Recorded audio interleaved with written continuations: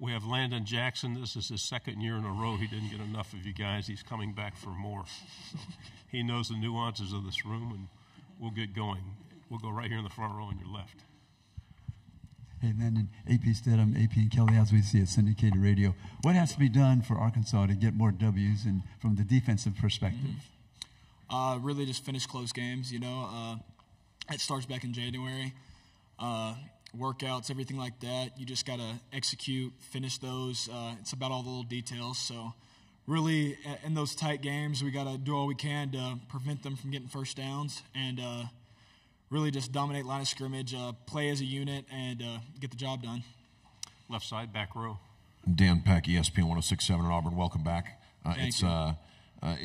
The last season, the ending of last season was difficult for you guys. What was it like in the locker room as a leader, holding the team together and keeping guys focused on the task? Yeah, no, that's when it gets tough, and that's when you need a lot of leaders, and I think we got that this year. I think overall there's a bunch of us who can really keep the team together when adversity hits, because we can go undefeated this season. Adversity's going to hit at some point.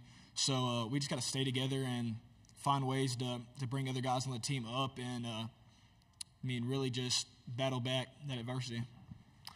Right side, fourth row. Hey, Landon. Michael Bronner, WNSP in Mobile.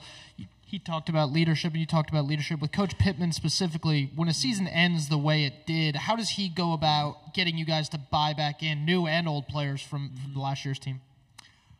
Really when – you got enough players on the team that realize it's not just on one person. It's not just on Coach Pittman. It's not just on an offense, a defense. It's the whole thing. There's ways all of us could have been better last year, and I feel like a lot of guys on our team understood that and kind of accepted that, and we're like, yeah, we got to be better. And, we all just realized we had to be better, and I feel like we've done all the things we need to do in this offseason to really better our season. On here, left side, third row.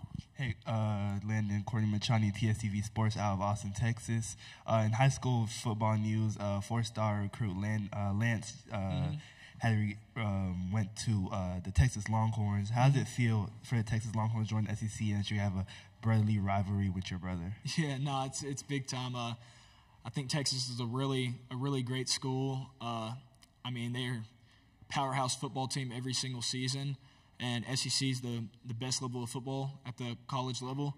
And, I feel like they're really going to make our confidence stronger. And, I basically told Lance, that I love their coaching staff. That's a great school for you to play for. We'll go back on the fourth row. Landon, you really took over that Alabama game last year. You guys were about a hair away from completing a comeback and winning. Alabama had some offensive line issues early in the season. Is that something you can kind of feel from your side, or is it just, hey, I came out and played my best game possible today?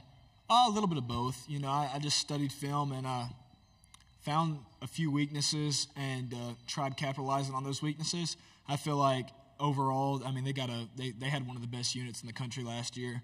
They just had a few little problems, but every team has problems at some point. But phenomenal players. Tyler Booker's a great player, and overall their whole unit. They had J.C. Latham last year. Their whole unit's really dominant offensive line. And I feel like they're going to be just as good this year. So, I think I had a good game, but I gotta make that into multiple games throughout the year and put up more games like that to be who I think I should be.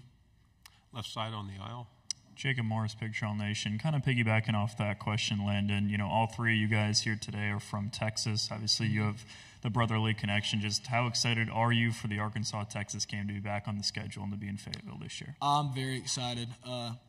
Talking to some not former players, but players on the team who were here for that last Arkansas-Texas game, they were like, man, that environment was something else. So I'm excited for it. I'm ready for that game. I know a few players on Texas's team, so it'll be a good rivalry to continue happening. Left side in the back. Dan Peck, ESPN 106.7. What are some of the things Taylon Green has done to win over the locker room as a transfer quarterback?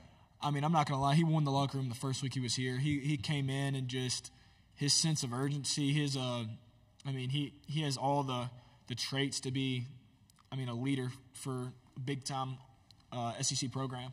And, I mean, that dude just he goes to work every day, first one in, last one out, and does all he can to perfect his craft. And he doesn't just worry about himself. He really wants to perfect his teammates as well. I mean, he's one of those players that makes players around him better. So, left side on the aisle, third row. Yeah, Joseph Duffy, TSTV Sports in Austin. Being a Razorback, you have the opportunity to play in 2 different stadiums, 2 different home stadiums, that is. Can you speak about how unique that is, like, as part of the Arkansas football program, and do you have a preference for a stadium at all? Oh, yeah, no, it's pretty cool.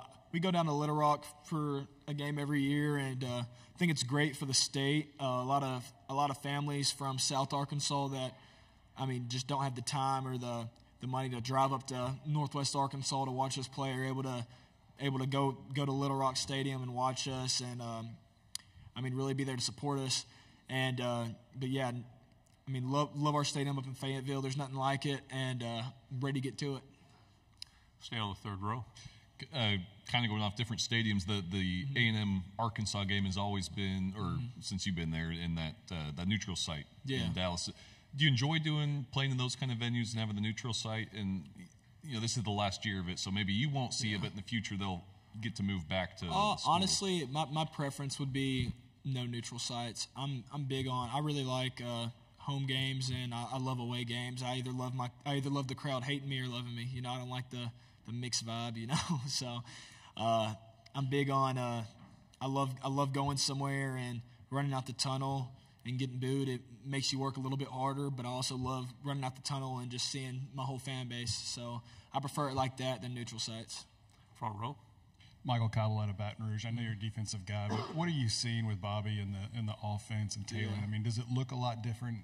And he's such a big quarterback. I mean, you're used to that with KJ, but does that change the game? No, that he fits into Coach Petrino's offense great, and Coach Petrino as a coach just pushes those guys, and I mean they're working. So I'm really glad we got him. I feel like Taylor fits great in the offense.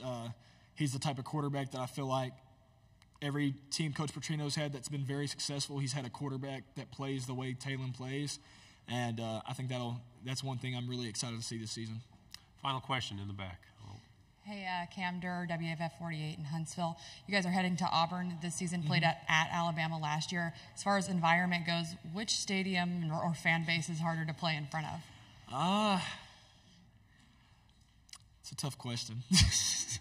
I mean, I like playing at both. I don't know which one to say is really tougher because I've performed better at Alabama's, but at the same time, I feel like Alabama's fan base is a little bit more wild. But, I mean, I enjoy both stadiums. I really like playing at both stadiums. They're much better than a few that I've played at. So, really excited for that game. Great job. Thank you very much. We'll take you next year if you want.